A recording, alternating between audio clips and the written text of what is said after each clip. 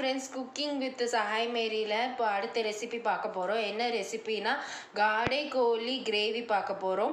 உங்களுக்கு பிடிச்சிருந்தா லைக் பண்ணுங்கள், கமெண்ட் பண்ணுங்கள், ஷேர் பண்ணுங்கள், மறக்காமல் சப்ஸ்கிரைப் பண்ணுங்கள். ஹலோ ஃப்ரெண்ட்ஸ், இப்போ காடை கோழி கிரேவி செய்ய போகிறேன். ஃபஸ்ட்டு உப்பு போடணும். உப்பு உங்கள் அளவு பார்த்துட்டு எவ்வளோன்னு போட்டுக்குங்க. அடுத்து மஞ்சத்தூள் 1 ஸ்பூன் போடணும். மஞ்சத்தூள். அடுத்து இஞ்சி பூண்டு பேஸ்ட்டு. இஞ்சி பூண்டு பேஸ்ட்டு 1 ஸ்பூனு. அடுத்து வீட்டில் நம்ம ரெடி பண்ண கறி மசால் தூள் ஒரு 1.5 ஸ்பூனு. அடுத்து மல்லித்தூள் 2 ஸ்பூனு.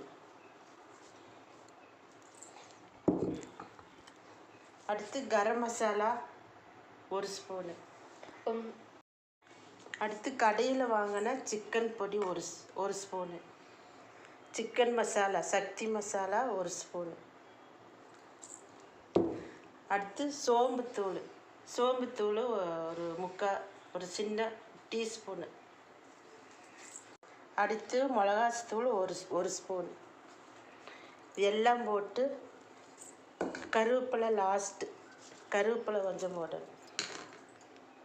எல்லாம் போட்டு பிணையணும்.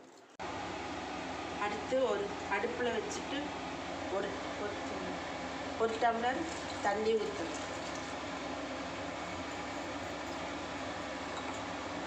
ஒரு டம்ளர், அப்புறம் ஒரு அரை டம்ளர் இஞ்சி ஊற்றணும். தண்ணி ஊற்றி பெரட்டி 3 விசில் வைக்கணும். 3 விசில் அடிச்சுட்டு அடுத்து அடுப்பில் ஒரு கடாய் வச்சுட்டு தேங்காய் ஊற்றணும்.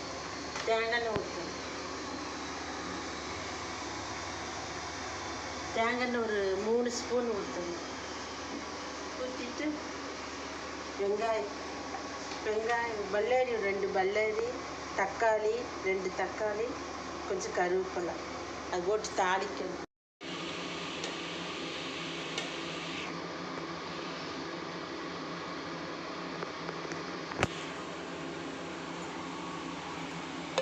நல்லா வணக்கணும்.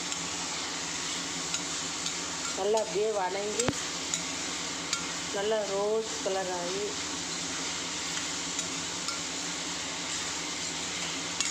தக்காளி நல்லா வணங்கி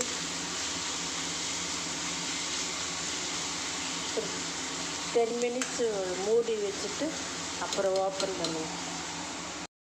வெந்ததை ஓப்பன் பண்ணி பாருங்கள். இதை எல்லாம் வெந்து இதில் கொட்டி நல்லா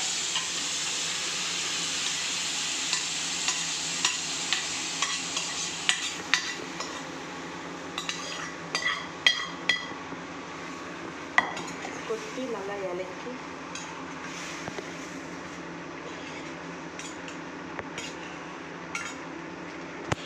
கொத்தமல்லி